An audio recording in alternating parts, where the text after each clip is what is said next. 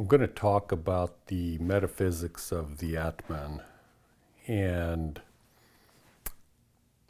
I tried to make this. No, I take that back. I actually did make a video on this like 4 days ago, and I don't know. It didn't work. I didn't like it. So if I kind of gaze off into nothingness, you'll know why. It's just a very complex.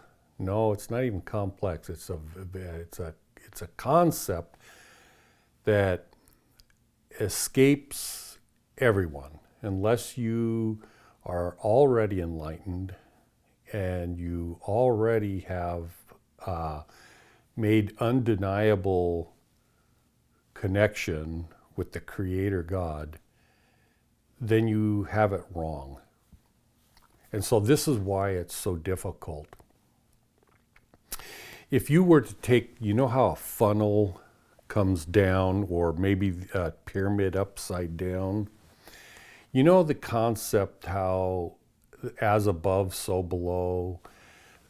So the issue with that is like the tree of life and all that kind of stuff. It typically comes down to like a root or a point that's so wide, and then it branches out again. That is a false depiction of it. It would be better defined as like a funnel, but not even a funnel, because you know a funnel goes down like this and then it goes, and then water comes out. But a pyramid comes to a point of infinity, meaning it disappears.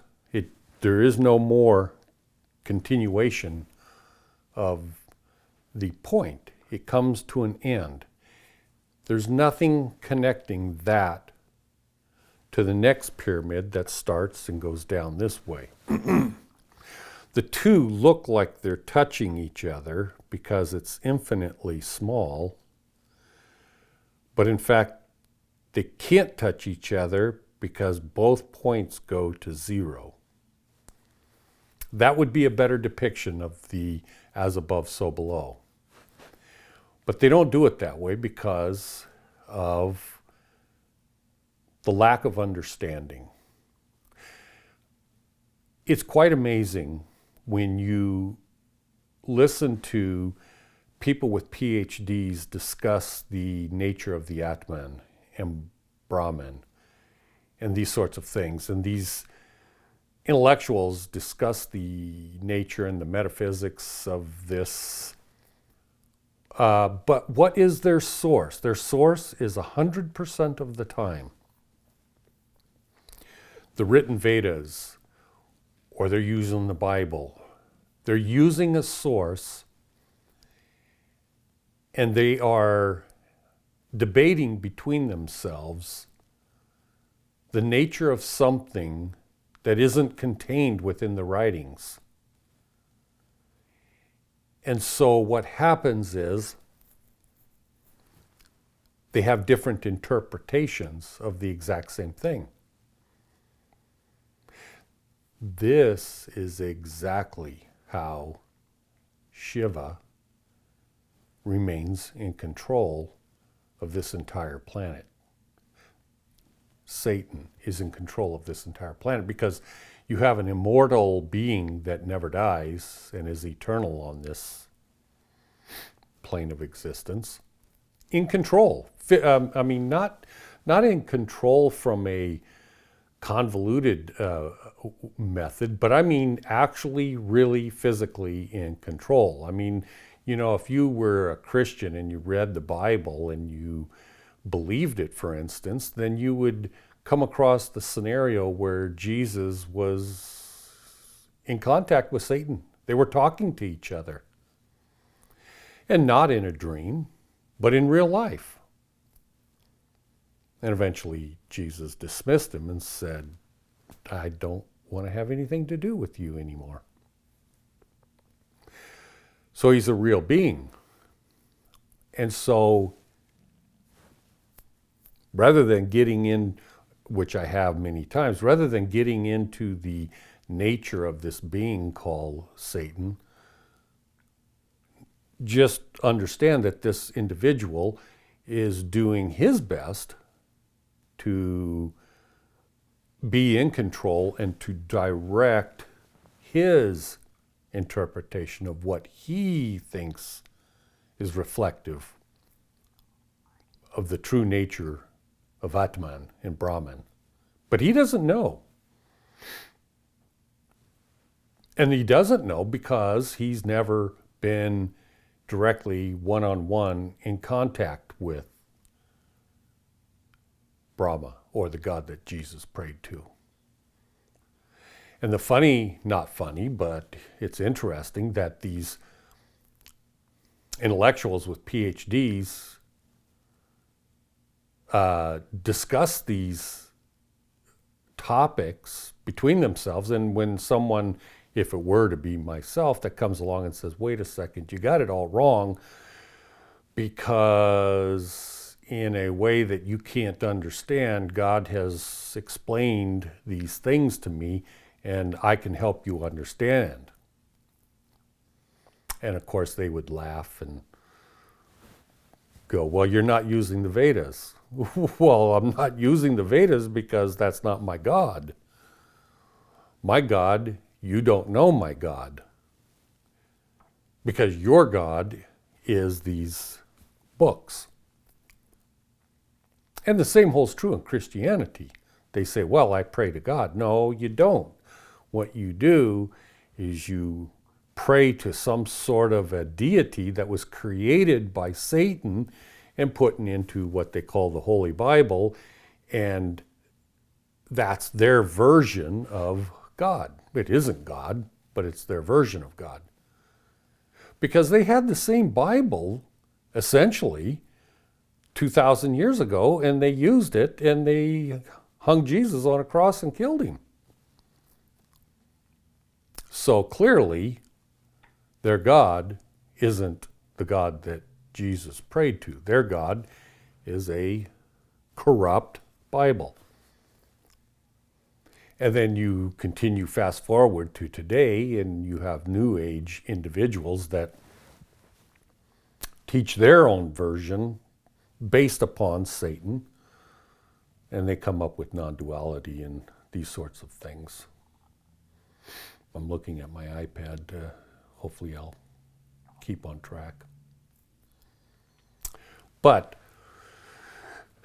yeah, I'm what I'm trying. So with all of that out of the way now, I'm going to explain to you the true nature, the metaphysical true nature of Atman and Brahman.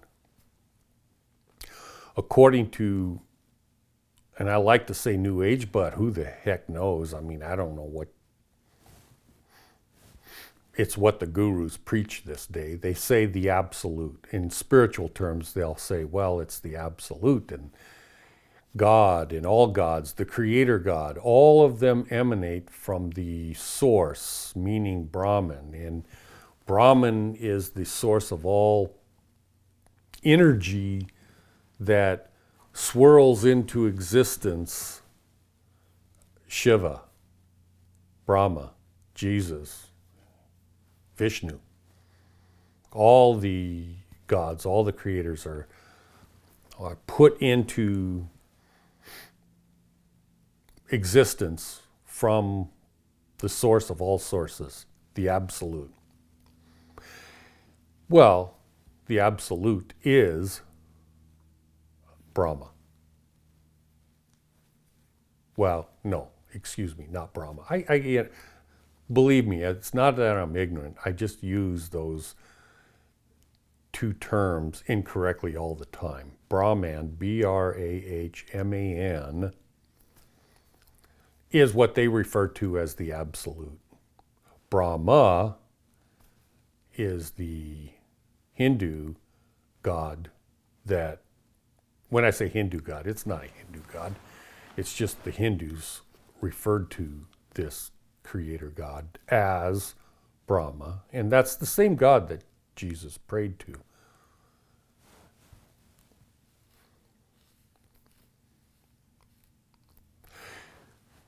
When you are getting to when you move beyond elementary spirituality and you start getting into, shall I say, advanced studies, into areas that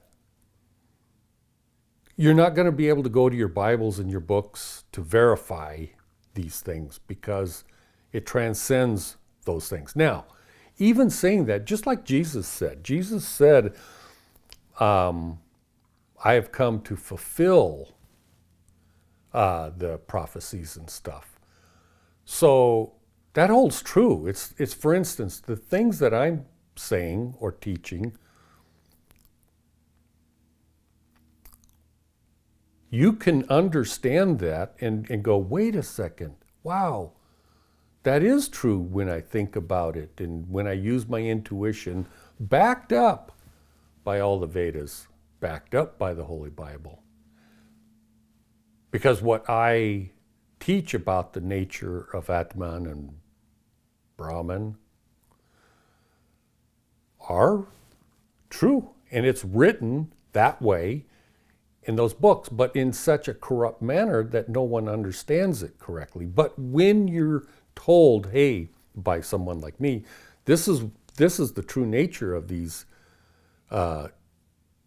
beings, and then when you reread and reread and reread with the true thought in your mind that, well, I heard that this guy was saying this is the metaphysical nature of Atman, then it starts making sense to you, and instead of reading these, it's like the Holy Trinity, this mishmash of gobbledygook that makes no sense. Well, then it starts making sense when you understand it correctly. But the problem is, the only way you can get that, if you've never gotten it before from someone else, is directly from the source, meaning God.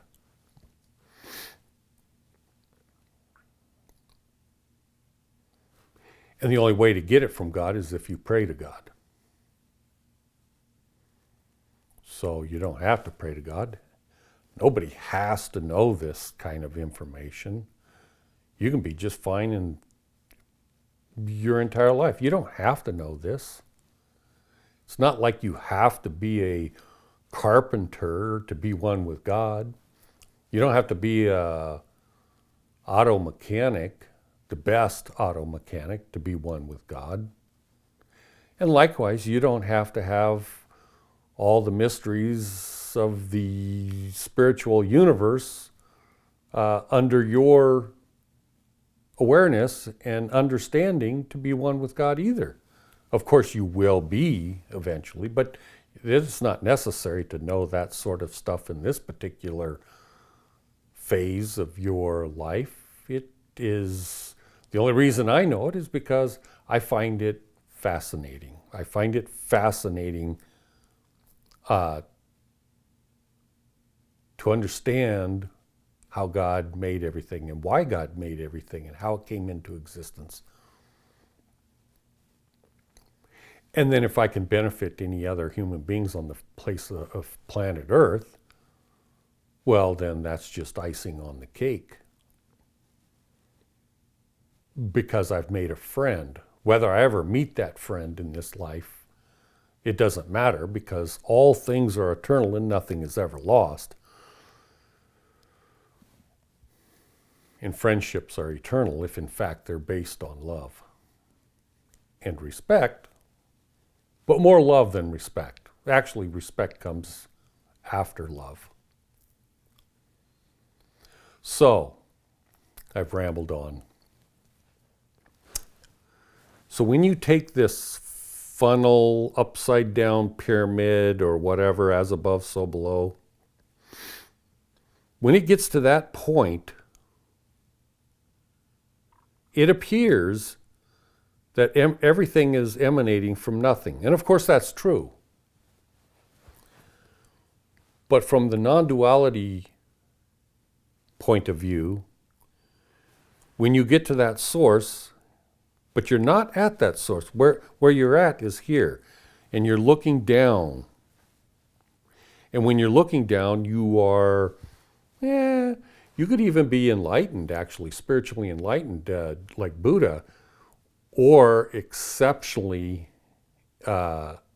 intellectual to understand the writings and the scriptures and the Vedas and non-duality and all that kind of stuff.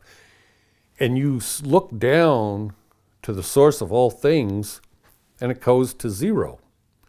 There is zero possibility of seeing this other side without the direct input from the source, meaning Brahma, meaning the God that Jesus prayed to.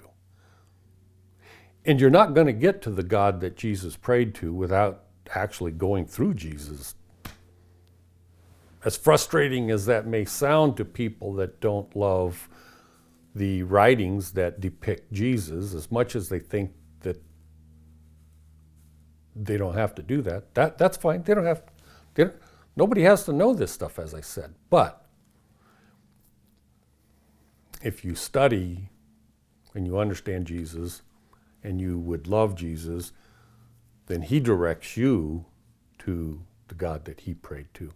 And when you get that information directly from the source, then you will know that what's beyond that. But if you don't know that, see, that's where non-duality comes in. You drive down to the point of the upside down pyramid and everything is one. Everything is one. Because it all comes from one.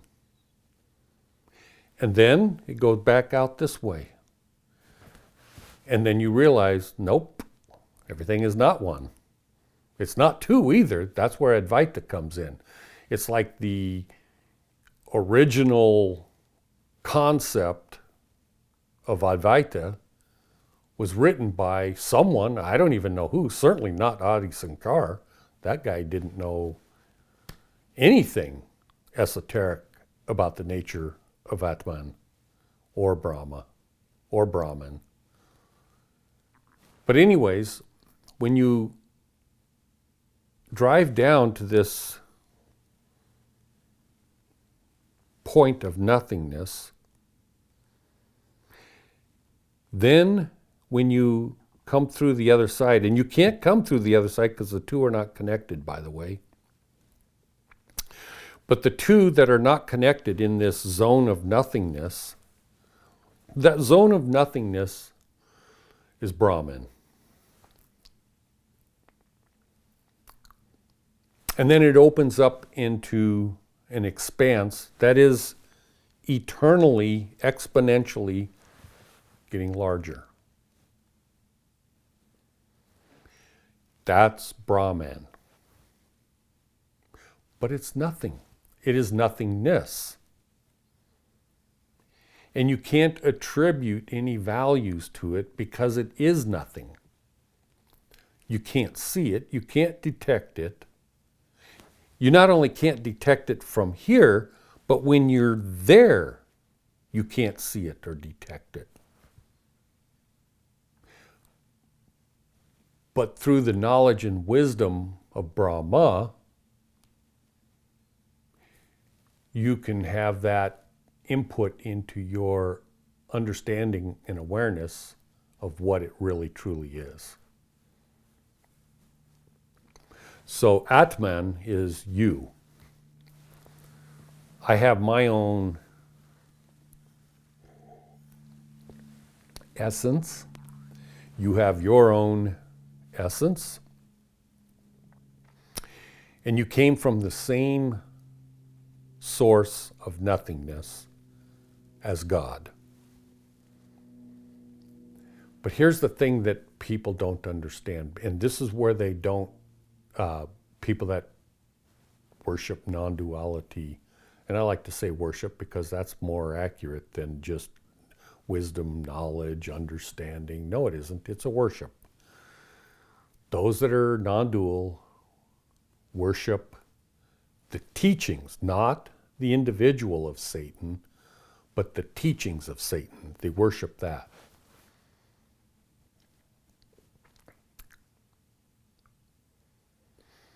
So your essence, or Atman, is co-eternal with the Atman of Brahma,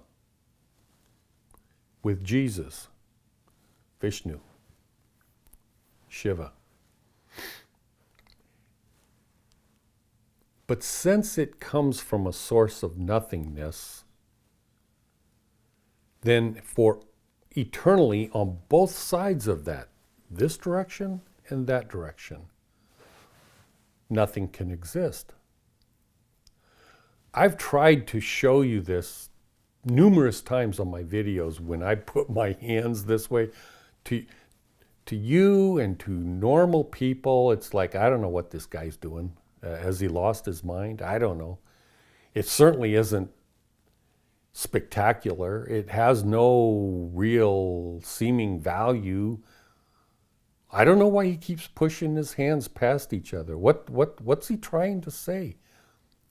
If you understood what I'm telling you right here, when I take my hands and as above, so below, it goes to nothing and then starts again. When they pass each other and go this direction, that's impossible. That cannot happen because you can't go from here to zero and then back again. It isn't possible.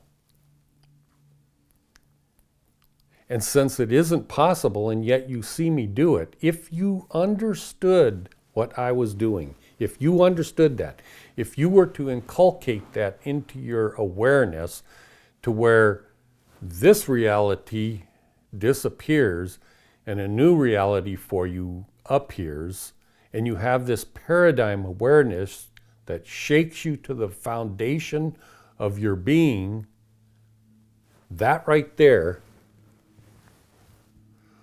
would transcend you into being as enlightened as Buddha. That one thing, just that one thing right there. If you understood that, you would be as enlightened as Buddha. And I'm not talking about some understanding or just some casual awareness or no, I'm talking about the exact same thing that Buddha was enlightened to. Because if you understood that and it were inculcated to you, this reality would disappear. And then you would be talking like me. You would be saying, oh, well, everything's an illusion. My body is an illusion. It isn't real. This wall, not real. These glasses, they don't exist. There is no foundation for it. There's no light. There's no sound. Atoms don't exist. Energy doesn't exist. Nothing exists. It's all a dream. It's not even a dream. There's no substance to it. And then you would be talking to your friends and other people, and they would say, well, the weather's really severe today. How are we going to do that? And you go, I don't know. It's all an illusion. And then they would say, well, you're not taking life seriously. And you'd go, well, what's serious about an illusion? How do you get serious about an illusion? I mean, you can choose to be serious if you want. That's your prerogative.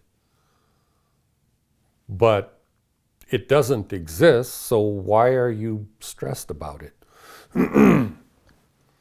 Now, all those things that I was just saying, when you go down to this point of nothingness and pop back out this side, everything I was just telling you isn't exactly true.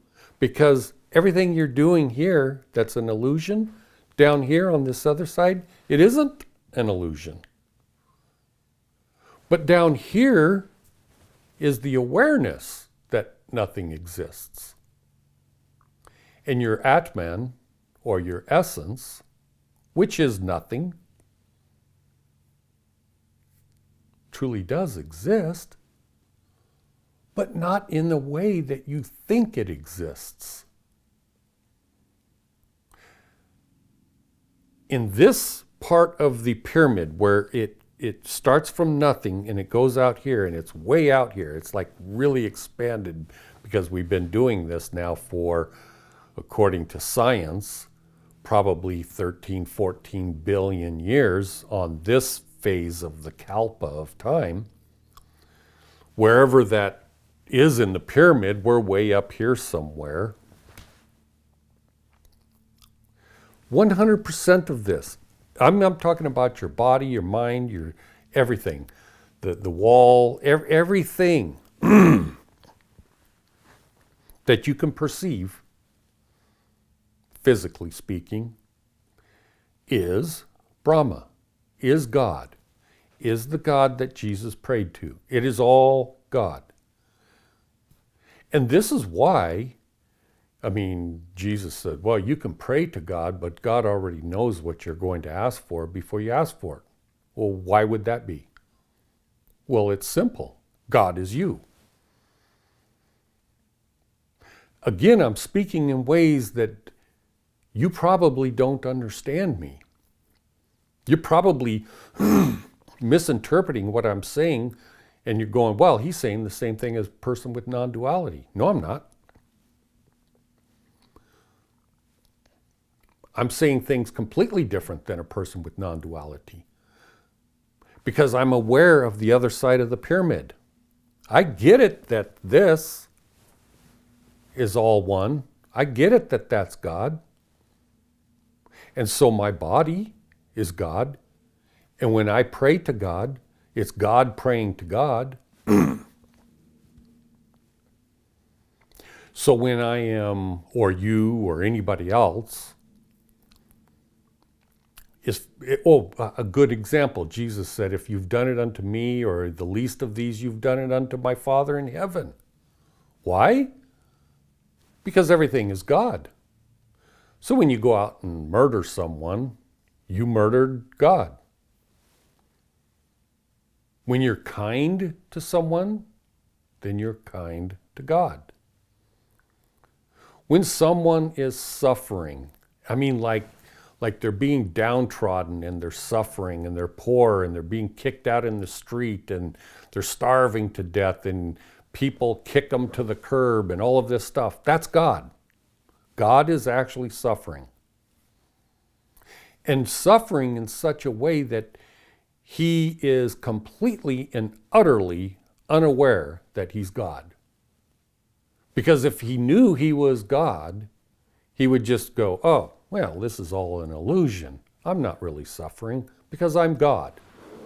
Therefore, I know that that aspect of me is suffering, but I'm here and that's there, and it's like watching a video game. And so, yeah, that person's suffering and that person is me, but who cares? But that's not the way God sees it, because God is ignorant of the fact that God is God. And so when that young lady is being raped by a bunch of heathen bastards, well, it's not only God raping the woman, but the woman that's being raped is God. But at the same time, at the other end of the pyramid, when it comes out the other side, you have Atman and spirits. Advaita is the word used to define not two, but by the way, not one. You have individual participants in this reality, in this God reality, individual participants, and they are the ones that are suffering. They're co-suffering with God. And so when you think, well, I don't know if God knows how bad it is, and they scream and they go, I hate you, God, because you've made my life so miserable. Well, wait a second. This is God going, I hate you, God. God knows everything. God knows the pain and suffering that you go through. God knows the love that you love. God knows everything, because on this side of the pyramid, upside down pyramid, it's 100% God. He created this illusion from nothing. And you chose to participate in it. And when you started the process, you can't go back. You can't exit the pyramid. Once you accept the light of God and chose to exist in this illusory realm that God has created. When I say realm, I'm talking all realms.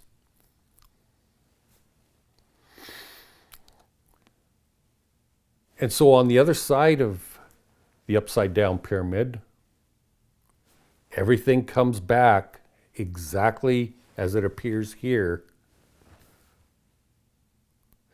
But it's still non-physical. There still is nothing. There is the nothingness of nothing. But it still exists. But in a format that cannot be conceived from this reality, because in this reality, we exist on the basis of physicality. We think everything is like vibrations and light and atomic structures of things. And we have time because God created time. Because when you start the pyramid here from ground zero and you go to the end up here where wherever the end is, that's the end of the kalpa of time that God has created this particular existence in time. So you're not going to see the other side that sprouts out into eternity. And by the way, that upside down pyramid that goes forever, which the people, the intellectuals, the enlightened gurus, everyone that is looking down to the point of the pyramid, see it go to nothing. They see that.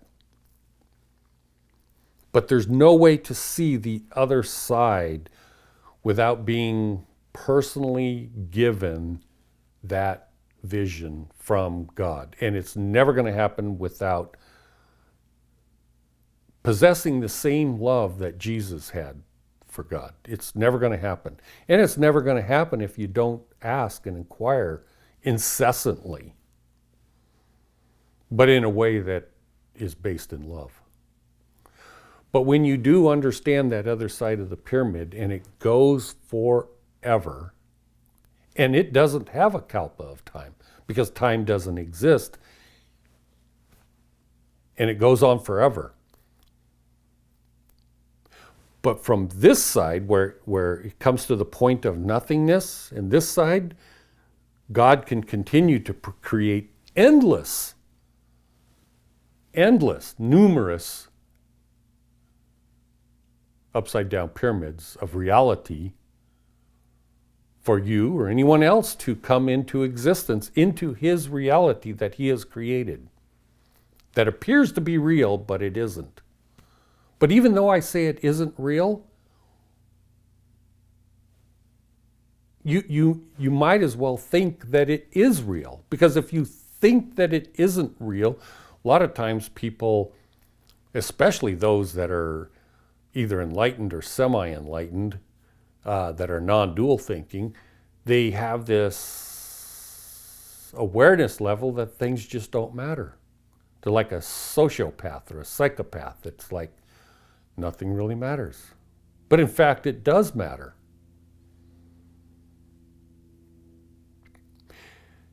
Jesus taught that the most important thing to do is to love God with all your heart, might, mind, and strength, and to love yourself and your neighbors, and everything else is a derivative of that, if in fact you want to understand the things that I'm talking about.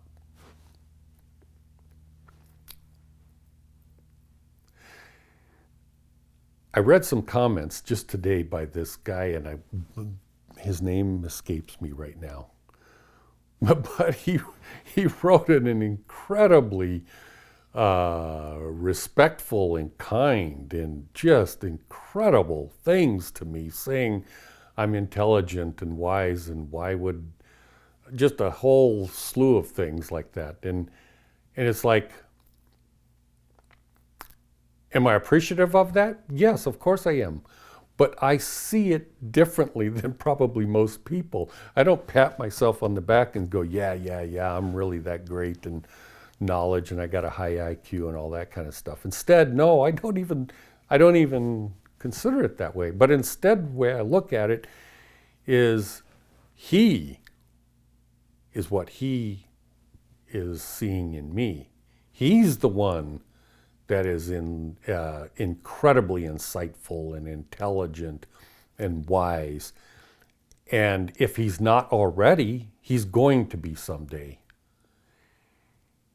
And he has been brainwashed, if you will, that, when I say brainwashed, that's a derogatory term to use because it isn't true, but instead he has been coaxed into believing that I'm this wise and intelligent and smart person for a reason. And the reason is because I'm bringing enlightened knowledge to the surface of this reality through my videos.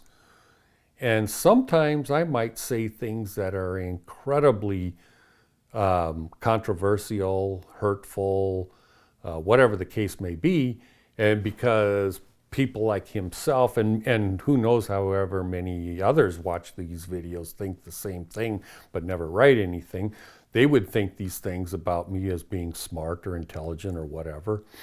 But the purpose for that is so that they will open their minds. Because if you thought I was an idiot or hateful or whatever, you'd just pass on and go somewhere else. But if you think the otherwise, you'll go, wow, I got to listen more and I got to understand more.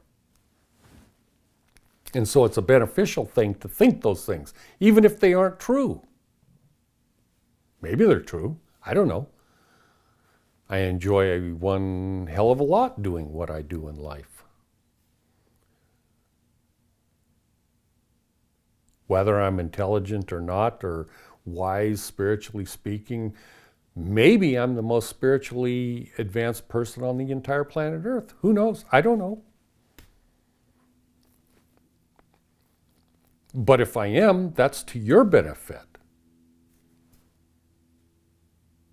Because you'll listen and learn and then test and inquire of God. And then you will also become enlightened. And then you will know the truths that I'm talking about. And it will shock your entire existence to the good.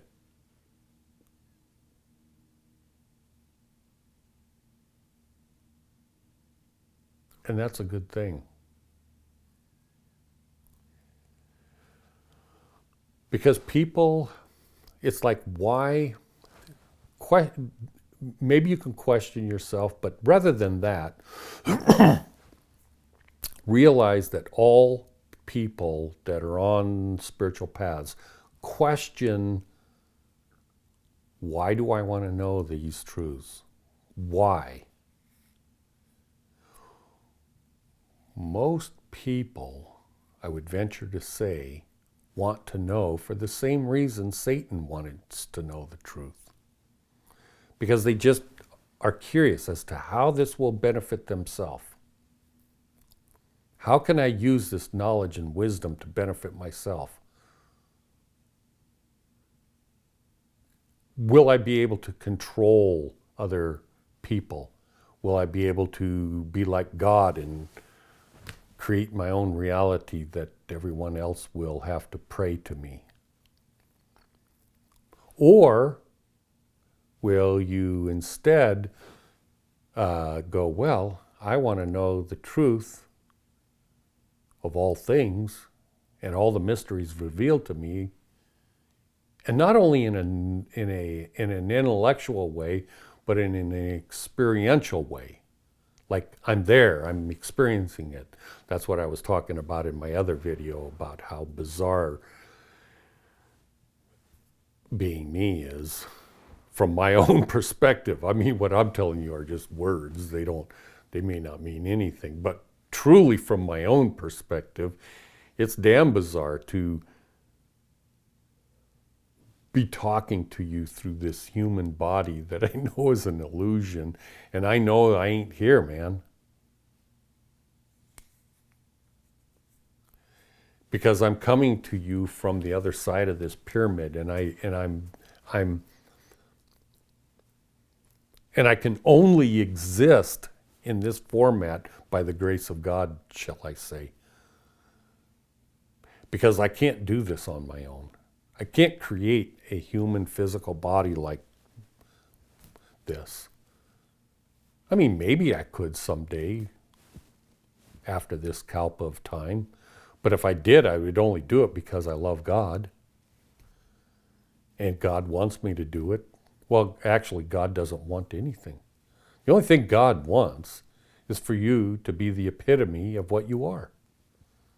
That's what God wants, because think about this. If God wanted something that didn't materialize or come to pass, then that God is not God. That God is an idiot. That God is a God that is so such a misfit.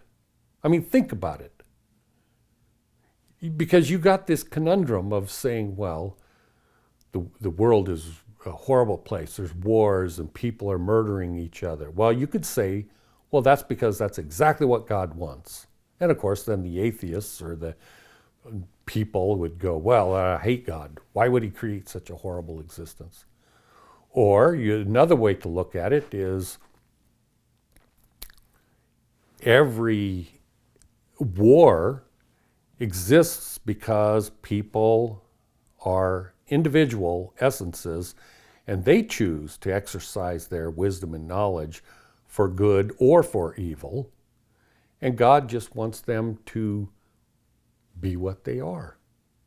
He's given us all the tools to become gods, which is why Jesus said, ye are all gods.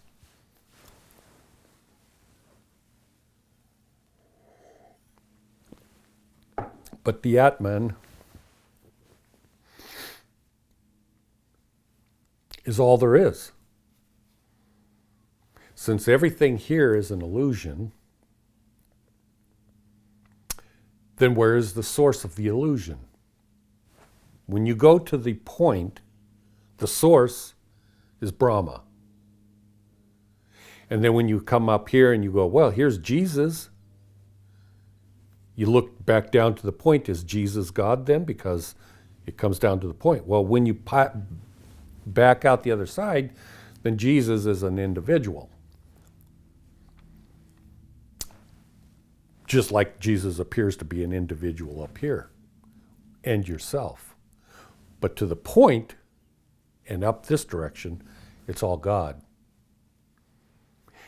So you choose to coexist, because if you didn't choose to coexist, you would be on this side of the pyramid. And on that side of the pyramid, you're unaware. The only way to be aware is by being in this side of the pyramid. On that side of the pyramid, you don't exist. There is nothing. There's no light, there's no physicality, there's nothing. It's like if you had this pyramid that looks this way, the tree of life, or up as above, so below. When you get to that point, and then you come out this side's invisible. You can't see it. It doesn't exist. It's there. But for the thinking mind and person, you can't conceive of it. And so when I make this pyramid, you visualize in your mind that it looks the same. But in fact, it isn't. It doesn't exist. You go to nothing, and that's the end of the road. But in fact, there's that. But in that, down here, there is no reality. You can't be aware. There's nothingness. There's darkness. Call it whatever you want.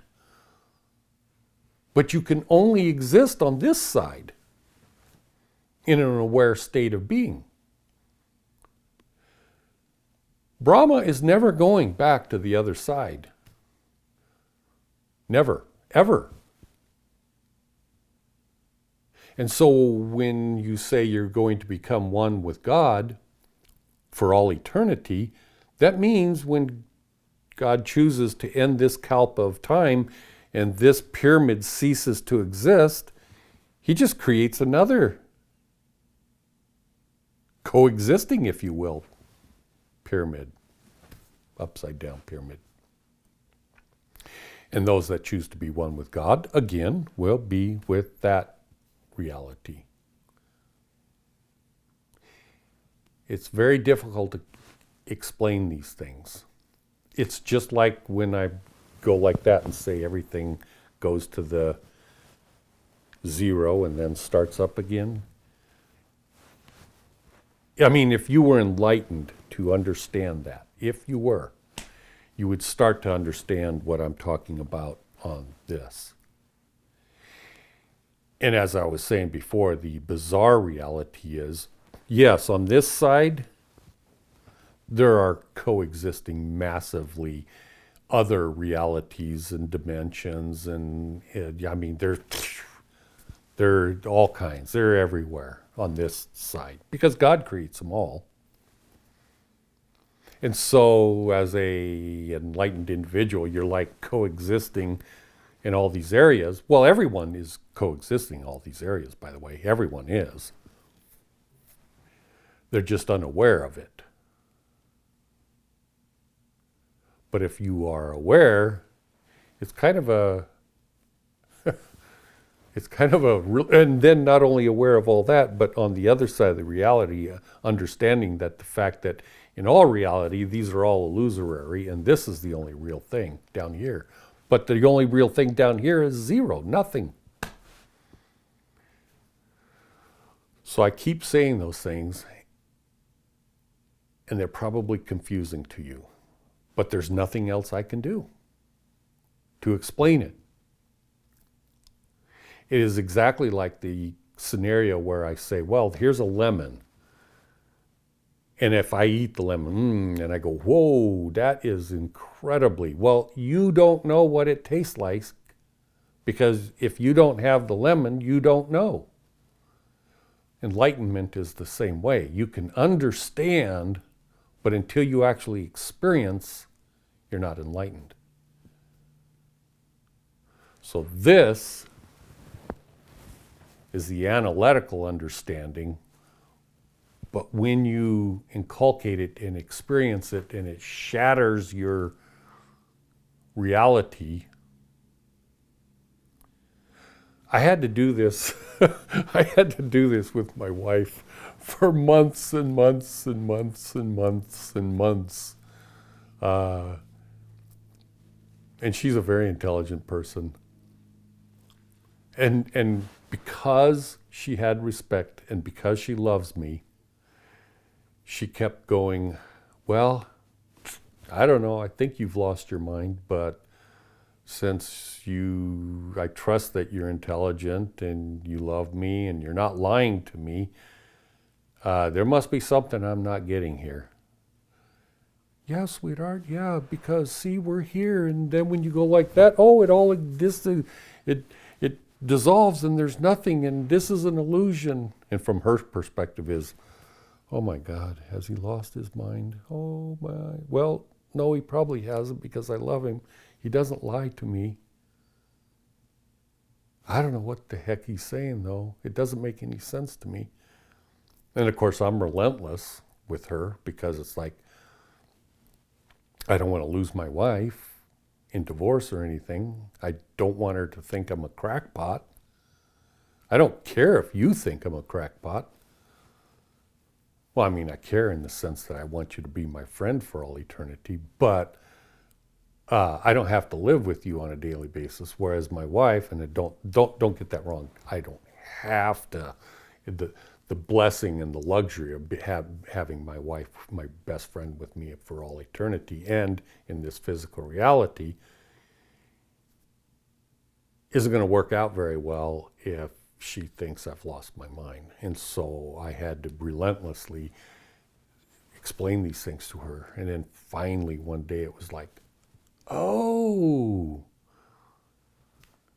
And we've talked about this with her before, and it's very, yeah.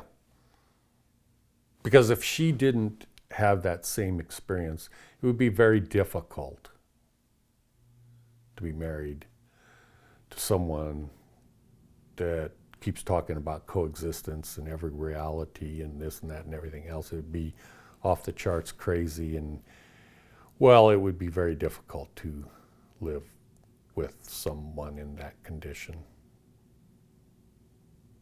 Anyways, I appreciate you watching this video, and as always, I lost my remote. All right, thank you for watching, and I love you, and I really hope that this makes sense to you. And I don't know what else to say to help you. Other than, if you're struggling, recognize you are God. When I say you are God, I'm not talking to, I'm trying to help you understand that there's two of you, duality essentially. There's God and yourself. And the pain and suffering you're going through, God is going through it with you. And so just recognize that that is coexisting. And I'm a third person, for instance, and I'm telling you I love you, and I really want you to understand these things so that you can cope with the difficulties of this reality. Because the difficulties of this particular reality, it's my understanding directly from the source, God, that this is the most difficult reality we not only have ever existed in, but ever will exist in. I mean, I understand people talk about, well, you're going to burn in hell for all eternity, and that's got to be worse than this, and blah, blah, blah. No, it isn't worse. Because first off, that doesn't exist. And this reality is by far and away the most difficult that you will ever experience in all kalpas of time, throughout all time and all eternity. This is it. Now, does that mean you won't be born again into no. What I'm saying is the path you're on, if you are still on the wheel of samsara, which almost everyone is, and you die and you're born again in another country or whatever, yeah, you will continue to experience life. And it's going to be exceedingly difficult. I mean, a lot of people that are, I'm getting off on a tangent here, but a lot of people that are really good in their heart and soul, they just can't handle the difficulty of this reality. And like they put a gun to their head and commit suicide because it's so frickin' difficult. I mean, when you think about it, how many evil people that are horribly evil go around committing suicide? They don't. They don't. They love being tyrants and evil and wealthy bastards that consume everything in sight and give nothing back to the other people, and they don't pass along joy and happiness and love or anything of that nature. This is their heaven, but it's your hell. And for you, it's never going to get more difficult than this. So yeah, I understand. I understand. God understands because God's you. And I would like to be your eternal friend for all eternity. Think about that. Think about the... Nah, I'm not even going to go there. Well, that's another video. Anyways, thank you very much. I hope you have a good weekend.